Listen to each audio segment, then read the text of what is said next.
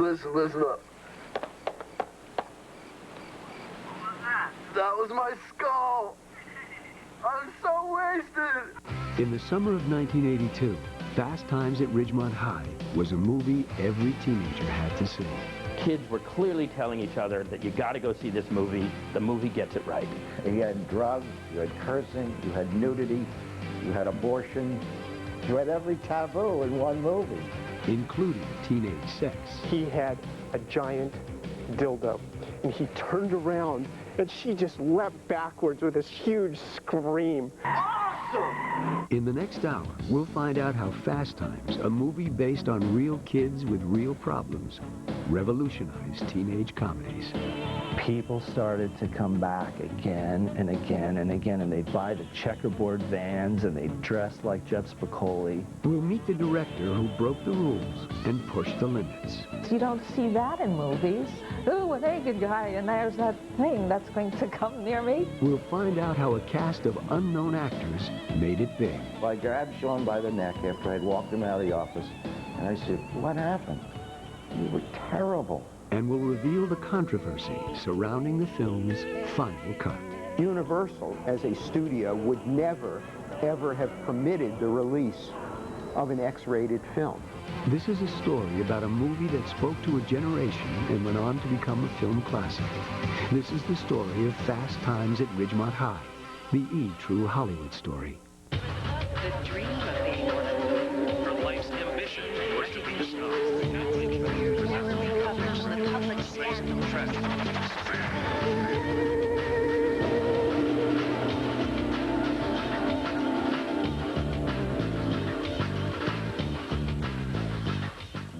In 1982, the film Fast Times at Ridgemont High revolutionized the genre of teenage comedies. The low-budget picture provided moviegoers with a realistic look at teenagers struggling with sex, drugs, and the pains of growing up. Mr. Spicoli, you're on dangerous ground here. You're causing a major disturbance on my time. You know, I've been thinking about this, Mr. Han. If I'm here and you're here, doesn't that make it our time? The film was funny and daring. The story behind the movie is as much about the Fast Times in Hollywood as the Fast Times at Ridgemont High. The script was based on the real-life experiences of screenwriter and director Cameron Crowe. Crowe made a name for himself in Hollywood with such films as Jerry Maguire, Almost Famous, and Vanilla Sky. Cameron was born on July 13, 1957. He was raised in San Diego, California. Crowe's dad, Jim, was a naval officer, and his mother, Alice, was a schoolteacher. School was a breeze for Cameron. He was reading by the age of 3 and skipped the 1st and 5th grades. In 1969, the 12-year-old entered the University of San Diego High School. Cameron's mother, Alice. When Cameron was in high school, he was still then 2 years ahead of his classmates and didn't quite fit in. He was the editor of El Cid, the school newspaper. But the girls were dating the good-looking, older-looking football players. And so Cameron felt a little as an outsider. Instead of hanging out after school, Cameron spent his afternoons writing for a local newspaper. Well, his sister was going with one of the editors and writers of a newspaper called The Door. So Cameron would tag along with her, and he loves music. So he started writing their reviews when he was 14. That started his writing career. In 1972, 15-year-old Cameron graduated from high school. The ambitious teenager put his college plans on hold and pursued his dream, becoming a music journalist. It was Lester Bangs, editor of The Cream, who first published Cameron, because Cameron would review the artists, and Cameron was a fan. He knew the artists, he knew their work. The rock groups were impressed, even though he was very young. Members of the editorial staff of Rolling Stone were also impressed. At age 16, Cameron Crowe became a contributing writer for the magazine. The teenager was living his fantasy, profiling superstars like Bob Dylan, David Bowie, Neil Young, Eric Clapton, and Led Zeppelin. He was flying around the country with the rock groups and stars at that point. He had 21 cover stories with bylines at Rolling Stone before he was 21. After 7 years at Rolling Stone, Cameron looked to do something new. He came home one evening, he'd gone out on a date, and he came home and said, I'm a has-been. It's all over. I'm a has-been. I said, what? He said, yes. He said, my girlfriend dumped me, and I'm not at Rolling Stone anymore, and I'm a has-been. And I said, Cameron, you're only 21. In the winter of 1978, the writer found his next gig. David Obst, a publisher at Simon & Schuster, believed the 21-year-old reporter was perfect for a new project. I wanted to send a journalist back to high school to report on whether the craziness of our generation had permeated down to the next generation. And I had read Cameron's work earlier in Rolling Stone and was a big fan of his. And Cameron was perfect because he really was baby-faced in those days. And he could pass easily for a teenager. Cameron jumped at the opportunity to go back to high school. I never went to the prom the first time around. I never went surfing, couldn't tan. In 1978, Cameron's mother arranged for her son to meet with William Burroughs, the principal of Claremont High School in San Diego. I told him I wanted to write a book about contemporary teenage life, the kind of book that isn't really written that much. It's always at arm's length. And he looked at me and said, why my school? You know, why here? The man was fairly reticent to do it till Cameron mentioned that he had covered Chris Christopherson. He said, you met Chris Christopherson? Well, yeah, I interviewed him, and, you know, great guy, family man. And he goes, what's he like? Tell me some stories. So I talked, I told all the Chris stories I possibly could. And, you know, I don't mean to simplify the principle, but the fact was he thought I gave Chris a good break. Word about Cameron's project spread quickly in Hollywood. Producer Irving Azoff, who managed the rock band The Eagles, knew Cameron from his work at Rolling Stone. Azoff believed Crow's book would make a terrific movie. He approached veteran film producer Art Linson, who had a production deal with Universal Studios. I don't think we really shot more than one studio other than Universal. You know, it just sounded like a great, great idea. Linson was intrigued with the project and set up a meeting with the studio's then 31-year-old vice president of production, Sean Daniel. The idea that someone with the ear and the insight of Cameron Crowe was going to go back into high school and sort of live there just felt to us like it could be something. This was going to be the most real way that anyone could come up with of making a movie about kids. By September 1978, Cameron Crowe had deals for a book and a movie. That fall, the journalist picked up his backpack and entered Claremont High School in San Diego. Cameron had no problem blending in. Claremont student Robin Weaver. One night a bunch of us went to a drive-in. At that time, a lot of girls wore a wraparound skirt with a leotard. And when you're wearing that and you walk in front of lights, you can see right through. So a couple of guys were probably ogling, but Cameron was the one that stood up and went, hey, nice underwear. And we all kind of went, oh, shut up, sit down, you're embarrassing us. So he was never too far from being an absolute member of the group. By the summer of 1979, Cameron Crowe wrapped up his research at Claremont High School. In the spring of 1980, he delivered his first draft of the book, Fast Times at Ridgemont High. It began circulating around Simon & Schuster, and everybody would just come in and say, gosh, this book is so interesting. He said, I had no idea that kids were doing these things. We wanted Cameron to write the screenplay just as soon as he had finished the manuscript for the book. And so it was always this, are you finished yet? Are you finished yet? Let's get on with the script. In the fall of 1980, Crowe submitted his screenplay to the studio brass at Universal. But the story's subject matter, sex, abortion, drugs, concerned several studio executives. They were afraid that the screenplay wouldn't deliver the essential ingredient for a hit teenage comedy, laughs. Cameron convinced execs that a tale about fast food, fast sex, and fast living was right on for teenagers. But the question remained, would audiences pay to see a comedy about teenagers struggling with real problems? Coming up. And I said, what happened? You were terrible.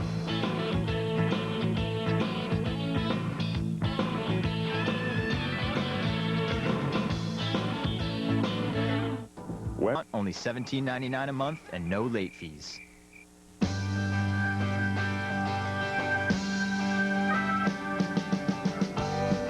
In 1978, 21-year-old journalist Cameron Crowe slipped back into high school to research a book called Fast Times at Ridgemont High. Getting a book and movie deal was easy. Getting the film made, however, was another story. The studio never really understood Fast Times from the very beginning. In January 1981, the book Fast Times at Ridgemont High hit stores. Cameron Crowe's pals at Claremont High School were eager to get their hands on a copy. If you read 5 pages, you knew exactly who everybody was. We thought it would be much more hazy. And the growing horror was, my mom's going to read this. And calling up and, did your mom get to that part? Oh, God, she did. What are you going to say? What are you going to do? That spring, Universal Studio execs were ready to put Crowe's script into production. But first they needed to find a director who could bring Crowe's vision to the screen. It was a real question and a real search for who could capture this in all of its youthful, honest, and kind of blunt reality. Producer Art Linson believed he had the perfect candidate for the job, a young director named Amy Heckerling. A native New Yorker, Heckerling came to Los Angeles in 1976 to study directing at the prestigious American Film Institute. When I was at AFI, I did this short film with Glynis O'Connor, who was just a real great actress. And it was about a girl that had a few hours left till she turned 20, and she wanted to lose her virginity. Was that it?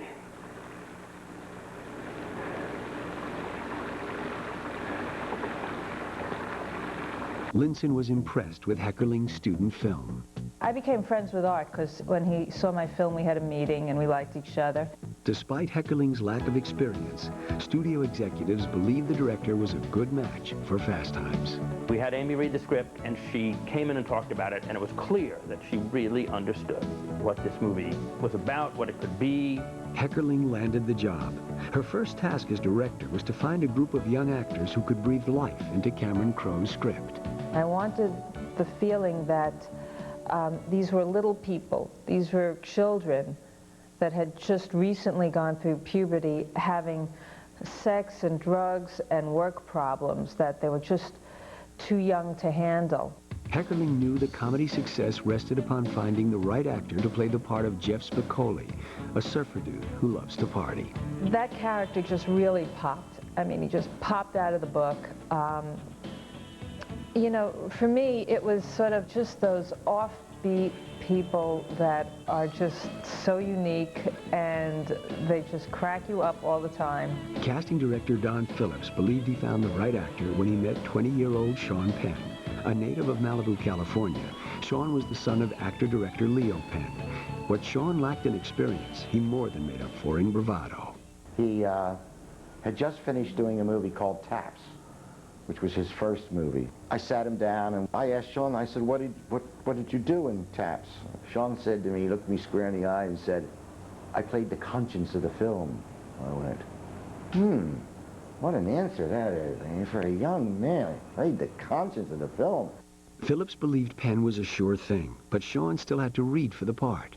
He came in and he was terrible. He was just god-awful terrible. And so my old partner and friend Art Linson told me to politely to get him out of the office and to get him off the lot. He never wanted to see this young actor again because he was terrible and didn't understand what I was seeing or thinking. Phillips didn't give up easily. So I grabbed Sean by the neck after I had walked him out of the office and I said, what happened? You were terrible. He said, I know, I just wanted to, I just did. So I said, well, it's about 1:30, Sean. I said, I'll finish about 7 o'clock tonight. Tell you what, do me a favor. Go in that extra room, lock the door, stay there. I'll get you back in. When 7 o'clock rolled around, Phillips told Heckerling and Linson there was one more actor for them to meet. And they said, no, we're tired, please. Bring him back some other day. I said, no, you can't do that. I'll never forget this as long as I live. Sean walked in, and Art and Amy looked at me. Art actually kicked me in the ankle. Like, what was I doing bringing this terrible, horrible kid back? And Sean, without missing a beat, did his famous surfers pulling off his T-shirt within one cool move and started this Spicoli diatribe, kind of unbelievable. improv, and I could see Amy and Art and even myself going, he had us mesmerized. Penn was in. To play the part of Brad Hamilton, the hard-working, burger-flipping high school senior, Phillips had his eye on another up-and-coming actor. I wanted Nick Cage. I'd just seen Nick in a high school play, and I thought that here was another guy that was going to be a big star. He was really wonderful. I just was a little worried, and this is a strange thing to explain, but there's a darkness to him. And I was worried that the whole thing would get way too heavy. And I needed a lighter touch. I needed, it was going to be like, you know, really dark times at Ridgemont High. Nicolas Cage didn't get the part of Brad Hamilton, but he did sign on for a smaller role as Brad's burger buddy. It was enormously disappointing for me at the time because I was just starting out, and I wanted to make some kind of a mark in the movie industry, and that was one of my shots. Amy Heckerling had someone else in mind to play Brad, 24-year-old Judge Reinhold. Reinhold's resume included the 1980 movie Running Scared and the 1981 film Stripes. You know, when he read, he was perfect for Brad. He had that, like, clean cut, but also perverse. Producers agreed, and Reinhold was on board. The casting net was then thrown out for the remaining male roles. 22-year-old Robert Romanus landed the part of ticket scalper Mike Damone, and 20-year-old Forrest Whitaker snagged the role of Charles Jefferson, the tough football player.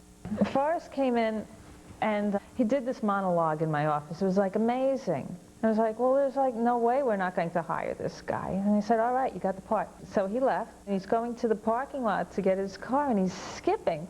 And I was like, oh my God. I mean, he was so happy, and I just happened to catch that private moment.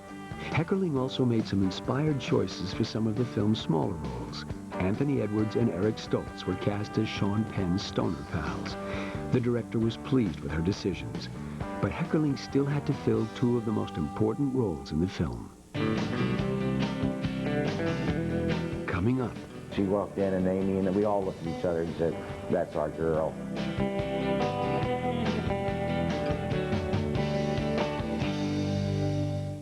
Young Hollywood.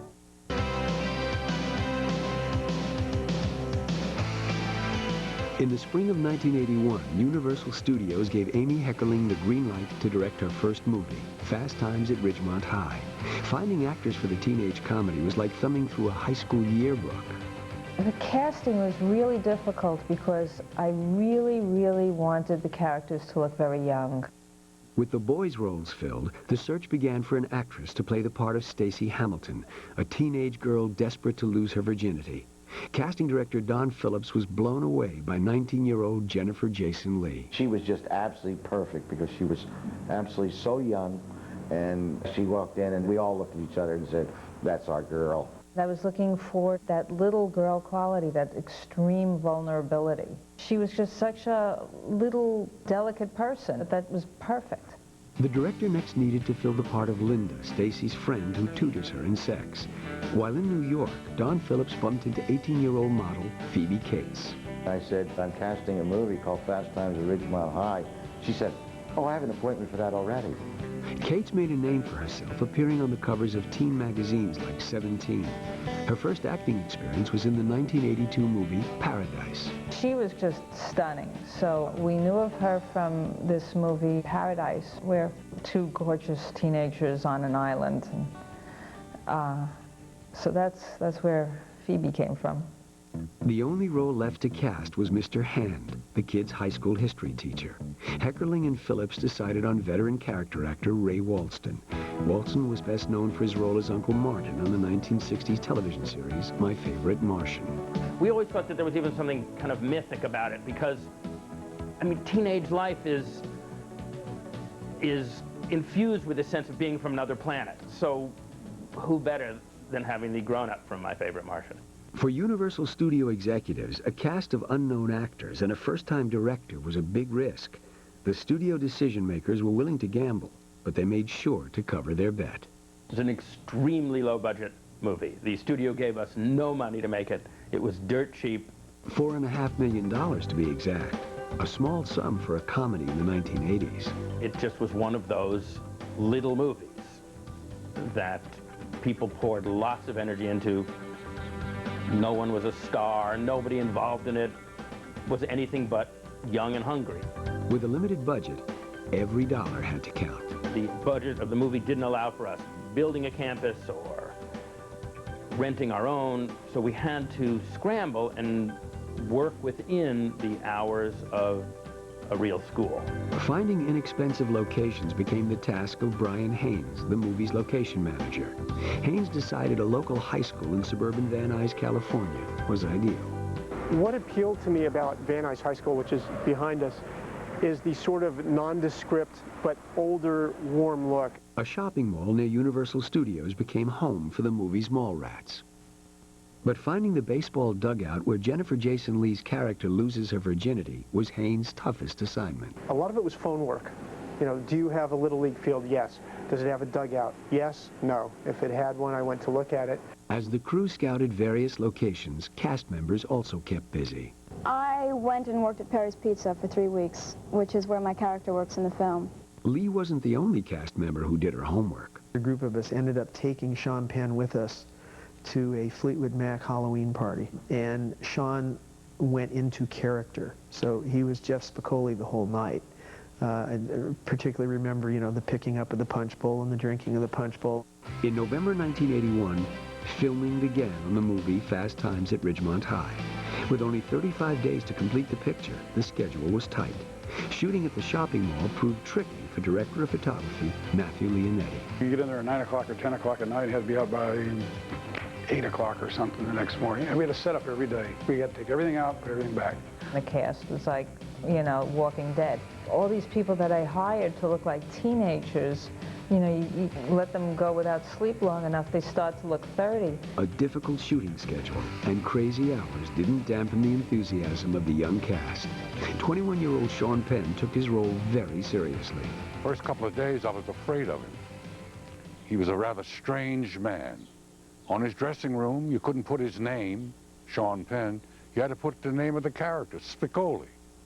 If they called him to the set, they had to call Spicoli. They couldn't call Sean Penn. His father told me that when Sean got a telephone call at home, that they couldn't call upstairs and say, Sean, you want it on the phone. They had to say, Spicoli, you want it on the phone. Set decorator Claudia. Sean, I'm told, got the guard to unlock the set. He went in and he slept, and then the guard locked the set up again. He slept in a hot lock set, just getting in the mood all night and just getting into the character in that set. So in the morning, it had definitely looked lived in and like he'd spent a year in there. Coming up. I didn't think it had to be as, maybe as blatant, the nudity had to be as blatant as it was.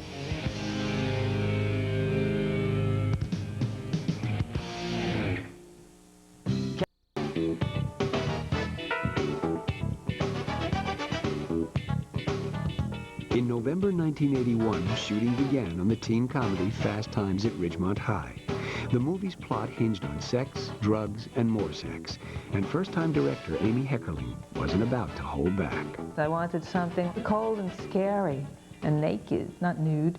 In 1981, Fast Times wasn't a top priority at Universal Studios. Executives were focusing on bigger productions. Studio was very busy with Best Little Whorehouse, which was a big budget movie with big stars and a lot of money paid to get the rights to the play and blah, blah, blah. So everybody was like off, you know, nosing around that movie, and they just like left us alone. Without studio interference, the director implemented her plan to make a film that was funny, but still addressed real teenage problems. You had drugs, you had cursing, you had nudity, you had abortion, you had beer, alcohol, you had, you know, destruction of property. You had every taboo in one movie. The movie was all about being real and being funny and capturing the awkwardness of teenage life, which meant sex, and the decision was to be real, which meant being bold about it. Heckerling was bold. The filmmaker wanted the movie's sexual encounters to be both emotionally and physically realistic. When I was a film student, there was all these movies that were supposed to be, you know, revolutionary films, and what I noticed was it was all naked women. There was no naked men, and it's like, well, what's so new about that? In one of the film's most controversial scenes, Jennifer Jason Leigh's character Stacy seduces her classmate Damone. Heckerling decided to push the envelope and asked actor Robert Romanus to reveal all. For me, that scene was supposed to reflect a certain scariness of early sexual experiences, not just like, you know, wowie, soft focus hands on skin, but it was like, ooh, a naked guy, and there's that thing that's going to come near me. So I wanted that kind of a feeling, because you don't see that in movies from a girl's point of view. Jennifer Jason Leigh placed her trust in the filmmaker. It wasn't difficult for me because I still identify with all the same sort of insecurities and terrors, and I went through all of that not so long ago. But shooting the scene was difficult for actor Robert Romanus. It was very awkward for him, but that was great. I didn't want, you know, something all romantic and loose. I wanted something like, this is cold and scary and naked, not nude. Not everyone agreed explicit nudity was required. I personally thought it was a little too much. I didn't think it had to be maybe as blatant, the nudity had to be as blatant as it was. There's ways to do it you can, with the camera and trickery, and, you know, that you can say the same story and, you know, and get it across the same message. Heckerling worked hard to gain the confidence of her young cast. I mean, she really dealt with them. And she would take the time to discuss the characters with them, and she was very intense on watching their acting and responsive to their, you know, to their needs. 18-year-old Phoebe Cates was uncomfortable shedding her top for the movie's infamous pool scene. Even though the director agreed to close the set, the actress required some additional coaxing. When Phoebe read the script, she knew that there was, you know, nudity. She started to feel like have cold feet a little bit once we were shooting, and was trying to talk me out of it and saying how we didn't really need it and how it could be done other ways. But I was really like, no, we need this in the movie. It was very, very, very hard. First of all, we were outside, and she thought that there were people on the rooftops watching. I really don't think there were. After multiple takes, Cates threw off her top and the scene was in the can. Heckerling also made sure the teenage comedy delivered laughs. Filming actor Judge Reinhold's masturbation scene provided plenty of humor on screen and off. When we did Phoebe's reaction in the hallway, and then at one point, Judge Reinhold had this giant rubber dildo. And so she comes around the, you know, the hallway, and she opens the door, and he turns around with this giant dildo, and she flew out of frame. She just went, "Bah!" and went like flying. Unlike other teenage comedies, Fast Times also dealt with the consequences of teenage sex. We were going to touch on a subject matter that nobody's ever touched, and that was female, that was abortion.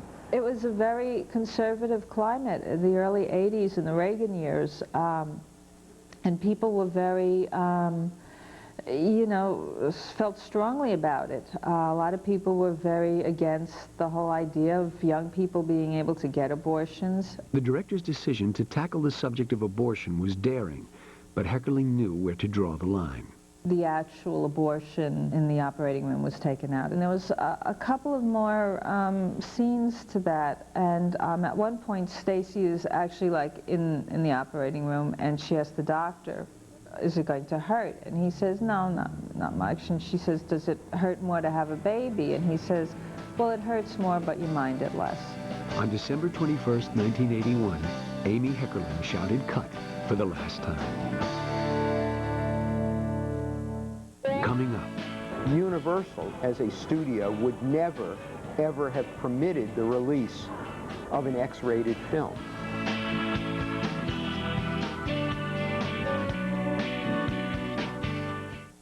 The Creamy DQ Soft Serve. DQ, something different.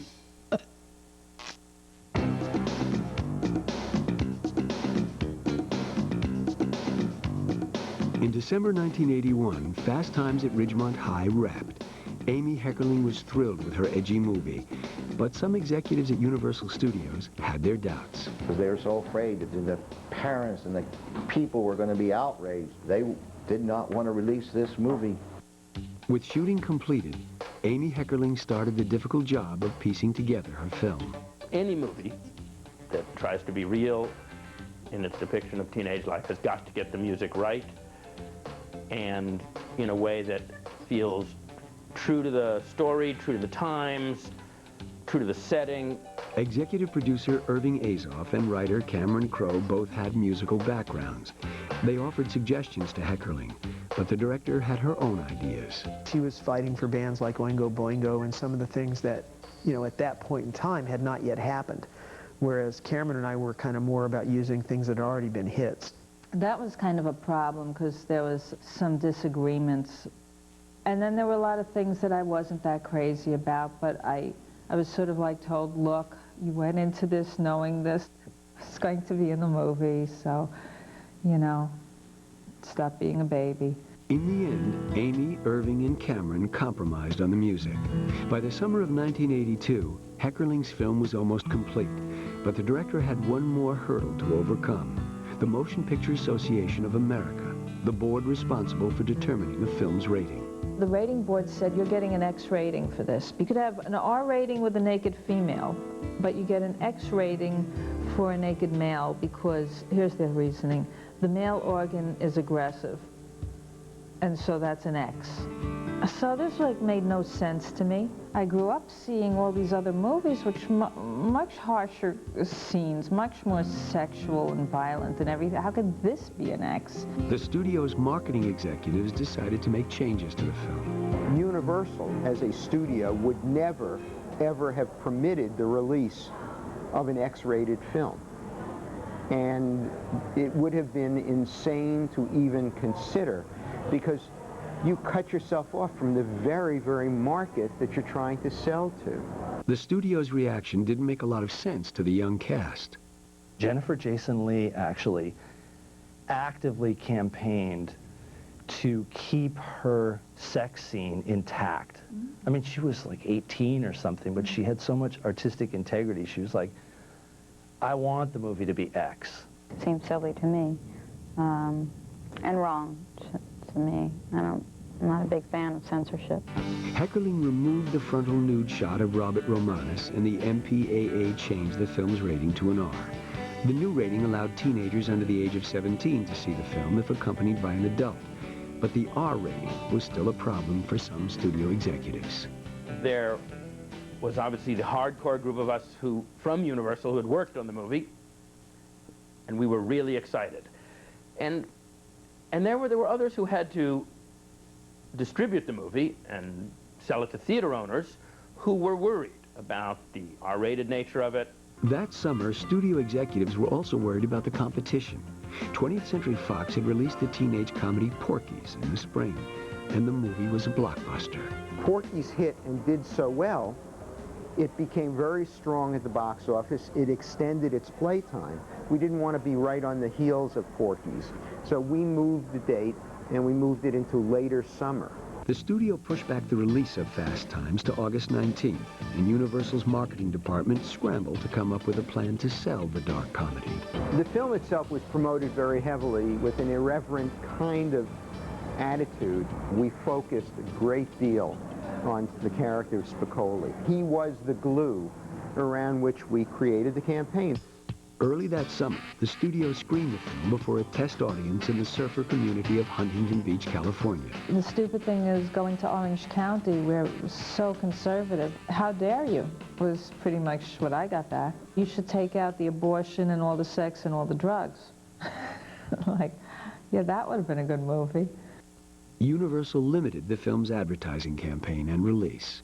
Somebody decided that nobody outside of California would ever understand a surfer like Sean Penn's part. The decision was eventually made that this picture would probably play really well places like up and down the coast of California and drive-ins in the South, but that they were worried it wouldn't play in kind of big urban centers back in the Northeast. They cut us off in the East Coast because they were so afraid that this was going to be such a dud.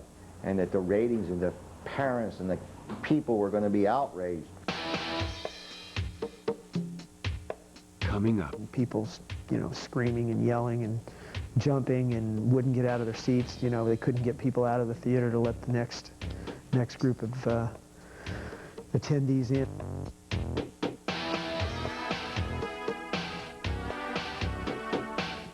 Monday at 10.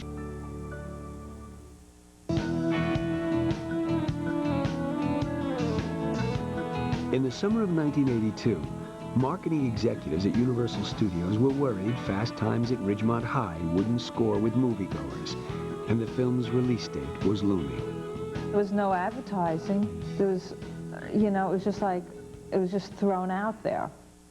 Studio executives prepared for a box office flop. That August, Fast Times opened in theaters on the West Coast. The reviews were kind, but not overly enthusiastic. Luckily, teenagers weren't interested in the critics' reviews. Opening weekend, the movie grossed $2.5 million at the box office. Not a bad number for a film that only played on a couple hundred movie screens.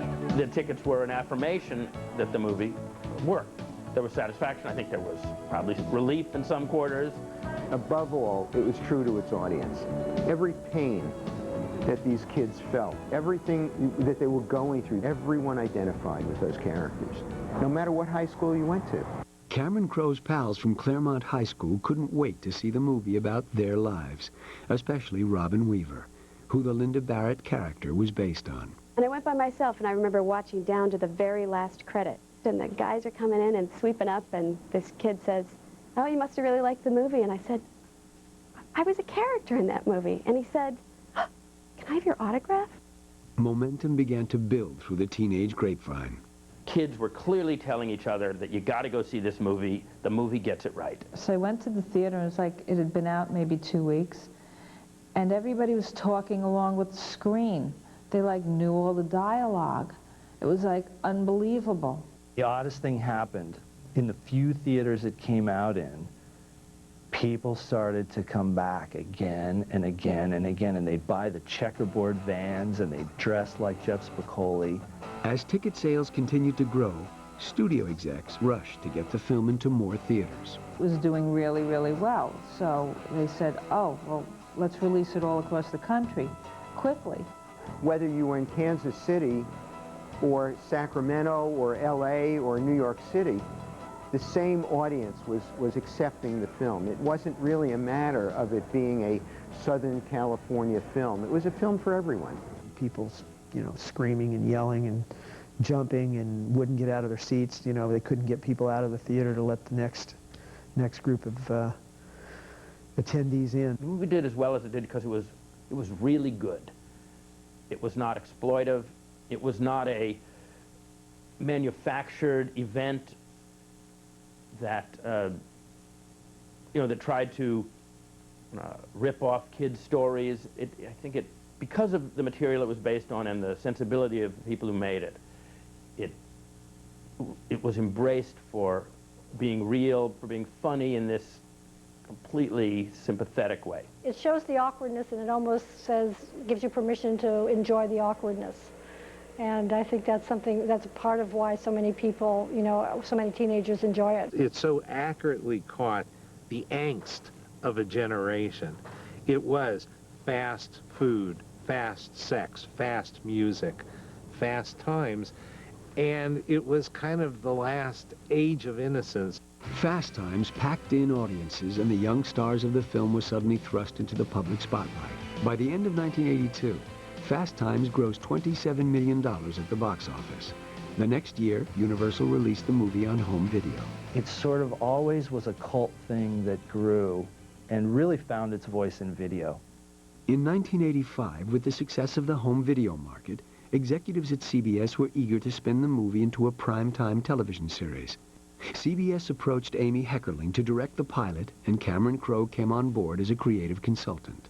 They came to me, and I had just had a baby, so I had nothing to do.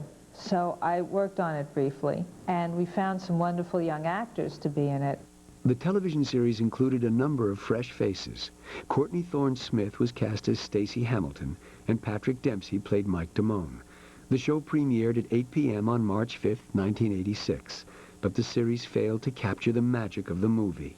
After 6 episodes, the program was canceled. It was just, you know, the wrong thing on the wrong channel. Coming up, Cameron Crowe remembers Fast Times at Ridgemont High. I will never be this funny again.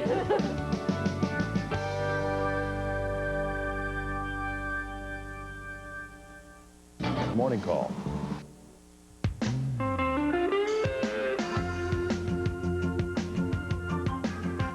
Since its release in 1982, Fast Times at Ridgemont High has been a springboard for many gifted people. A lot of us, you know, went on to like have long careers, which was great. Everybody's just like, you know, done amazing. After Fast Times, Amy Heckerling began writing her own films. I had a baby, and then I wrote Look Who's Talking. Then I raised her a little. Then I did Clueless. And now I'm raising her some more and writing another script. Screenwriter Cameron Crowe also graduated from Fast Times with honors. He made his directorial debut in 1989 with the film Say Anything, and followed with a string of movies, including the 1996 hit Jerry Maguire. In 2000, the talented writer received an Academy Award for Best Original Screenplay for his autobiographical film Almost Famous. And in 2001, he joined forces with Tom Cruise again for Vanilla Sky. The cast of Fast Times also made a mark in Hollywood.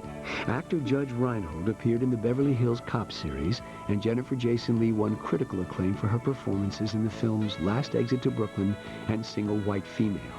In 2001, the actress went behind the camera to direct the anniversary party. Leigh cast her Fast Times pal Phoebe Cates in the movie. Phoebe's so amazing, and for me to be able to act with Phoebe again was such a rare and fantastic treat, you know. And she's just so good. She's so good. Aside from occasional roles, Cates devotes her time to her husband, actor Kevin Kline, and the couple's 2 children. Sean Penn went on to become one of Hollywood's most talented actors. In 1995, Penn received his first Oscar nomination for Best Actor for his performance in Dead Man Walking. That year, Penn lost to another Fast Times graduate, Nicolas Cage. Nearly 2 decades after Fast Times was released, the movie remains popular with teenagers. Fast Times at Ridgemont High gave them an anthem, showing them that they weren't alone with the problems that they faced. It was by young people for young people. And it wasn't something that was produced by others for them. It was like coming from the source. These characters are timeless. We were all there, and it reminds us of ourselves. I saw Fast Times on TV recently, and I turned to Nancy and I said, I will never be this funny again. I am aware of a young man in a band in Waltham, Massachusetts, who views Fast Times at Ridgemont High once a day, every day, 365 days.